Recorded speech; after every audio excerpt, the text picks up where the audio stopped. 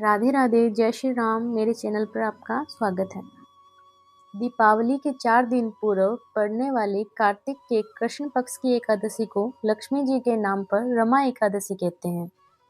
युधिष्ठिर ने कहा, हे दीनबंधु दीनानाथ, लोकहित के लिए आप इसकी कथा कहने का कष्ट करें। कृष्ण भगवान बोले, सुनो धर्मराज युधिष्ठिर, प्राचीन काल में मुचकन नाम का एक राजा था।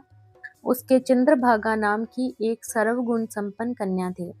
राजा ने उसका विवाह चंद्रसेन नाम के एक राजा के शोभन नाम के पुत्र के साथ कर दिया। एक समय शोभन अपने ससुर गृह आया हुआ था। तभी कार्तिक मास की कृष्ण पक्ष की पुण्यदायिनी रमा एकादशी का दिन आया। राजा बहुत ही धर्मात्मा था व उसकी प्रजा भी बहुत धर्मात्मा थी।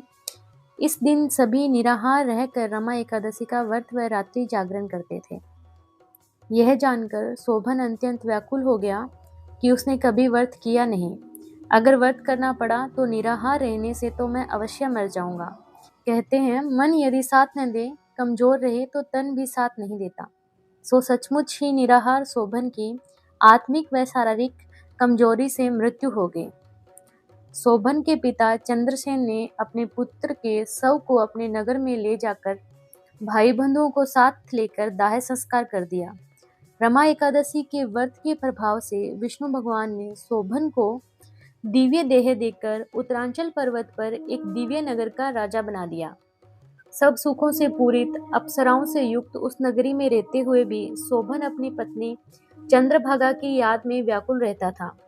स्योंक से सोम शर्मा नाम का मुचुकुंद नगर का रहने वाला एक ब्राह्मण उधर आ निकला।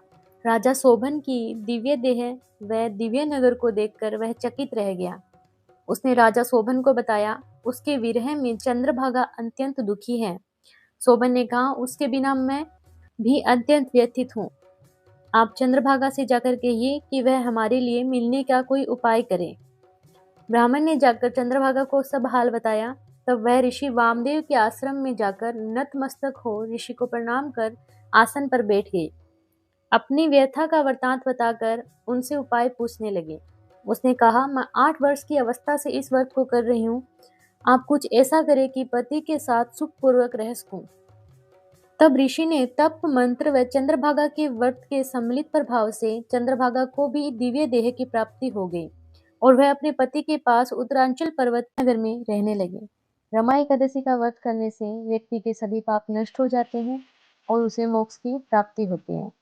इस दिन व्रत रखने से, श्री हरि विष्णु की पूजा करने से भगवान की विशेष कृपा मिलती है। जीवन में सुख शांति और समृद्धि आती है।